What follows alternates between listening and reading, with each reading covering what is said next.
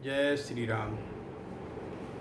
मित्रों, आज मैं एक आपको कथा सुनाने जा रहा हूँ। बाली और हनुमान जी का दंगल। बाली जो था बहुत पहलवान था, बलवान था, किष्किंधा का राजा था, सुग्रीव का भाई था। कहते हैं पौराणिक कथा के अनुसार ये इंद्र का पुत्र था। बहुत बलवान था, मगर जितना बलवान था उससे ज़्यादा घमंडी था, अभिमान बहुत था उसमें।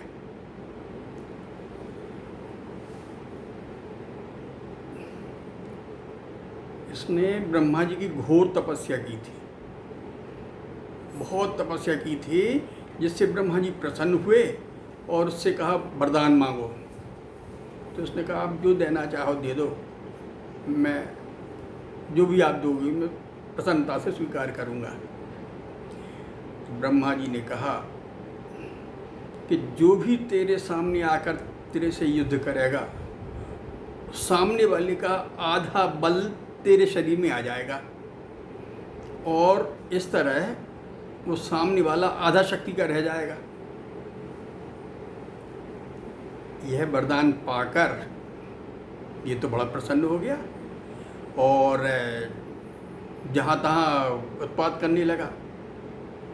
यहाँ तक कि उसने रावण को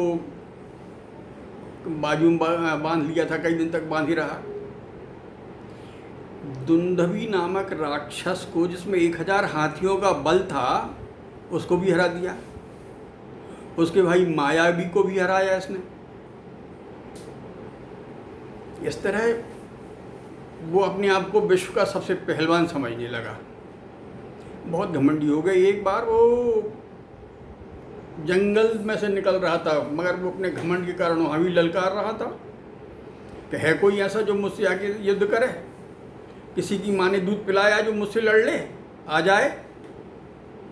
ऐसी कई किस्म से चिल्ला रहा था, ललकार रहा था वो। हनुमान जी उसी मन में तपस्या कर रहे थे। इनकी तपस्या में विघ्न उत्पन्न हो गया। हनुमान जी ने बाली जी से कहा कि भाई हल्ला क्यों कर रहे हो, तो चिल्ला क्यों कर रहे हो, शांति से जाओ। तो बाली ने कहा मेरे किसी का डर है चिल्लाने से, आजा सामने, या तेरे उस राम को बुला ले, मैं किसी से डरता हूँ। हनुमान जी तो पहले सुनते रहे, मगर जब उसने राम को चुनौती दे दी तो उनको गुस्सा आ गया कि मेरे इष्ट को चुनौती दे रहा है, पहले मेरे ही से तो निपट ले। हनुमान ने कहा मेरे इष्ट भगवान राम तो बाद में आएंगे, पहले तुम मुझसे निपट ले, तेरा घमंड मैं ही देखता हूँ। तो आपस में दोनों में बातचीत हुई और दूसरे दिन सवेरे दंगल निश्चित हो गया कि दूसरे दिन सवेरे दंगल बाली और हनुमान जी में होगा।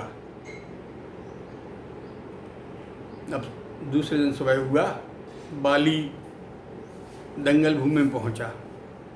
हनुमान जी तैयार होकर जा रहे थे। ब्रह्मा जी ने कहा हनुमान जी जा रहे हैं तो उसका नाश कर देंगे। तो रास्ते में हनुमान जी को रोककर ब्रह्मा जी ने कहा, समझाया कि उससे आप युद्ध मत करो, एक छोटा आदमी है, समझता नहीं है।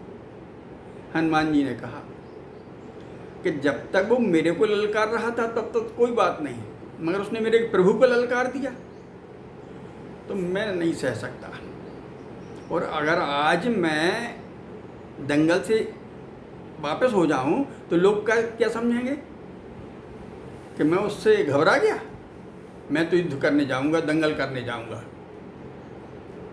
ब्रह्मा जी ने कहा यदि आप नहीं मानते, जाते ही हो, तो एक काम करिए, आप अपने बल का 10वां हिस्सा लेके जाइए, बाकी 90 हिस्सा भगवान के चरणों में रख दीजिएगा, वापस आने के बाद ले लीजिएगा। हनुमान जी तैयार हो गए, चल ठीक है। 10वां हिस्सा लेकर वो अपने बल का बाली के पास पहुंचा। जैसे ही बाली के सामने पहुंचा तो उसके वरदान के अनुसार उसका आधा बल, सामने वाले का आधा बल बाली के शरीर में आ गया। तो हनुमान जी का 10वें हिस्सा का आधा यानी 20वां हिस्सा बाली के शरीर में आ गया। तो उसके शरीर में आते ही अचानक किस्म के बदलाव हुई। उसकी मांसपेशियाँ तन गई। उसको ऐसा लगा कि मेरा शरीर फट जाएगा, अब मैं तो तितर बितर हो जाऊंगा, इतना उसमें बल आ गया। मांसपेशियाँ फट रही थी। उसी समय ब्रह्मा जी वहाँ पधारे। बाली ने उनको पूछा, महाराज भगवान ये क्या हो रहा है? ब्रह्मा जी ने कहा, ये हनुमान जी है, तेरे से बहुत ज़्यादा बलवान है।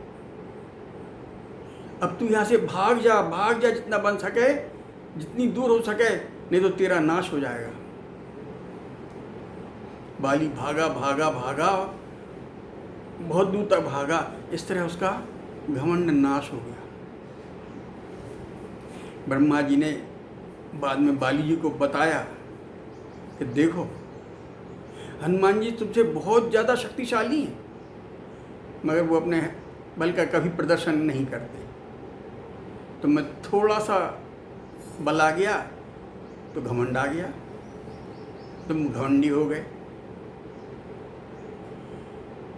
तो इस तरह बाली जी का घमंड हनुमान जी ने चूर चूर कर दिया। मित्रों, इस कथा से हमको शिक्षा मिलती है कि आपके पास कितना भी धन इकट्ठा हो जाए, कितना भी ताकत आपके पास आ जाए, मिल जाए, कितना भी समर्थवान आप हो जाएं, मगर उसका कभी घमंड मत करिएगा। घमंड करने से नाश होता है। अकेला आपका नाश नहीं होता, शरीर का, धन का, पैसे का, सबका नाश होता है। इसलिए कितने भी समर्थ होने के बाद घमंड कभी नहीं करना चाहिए। जय श्री राम।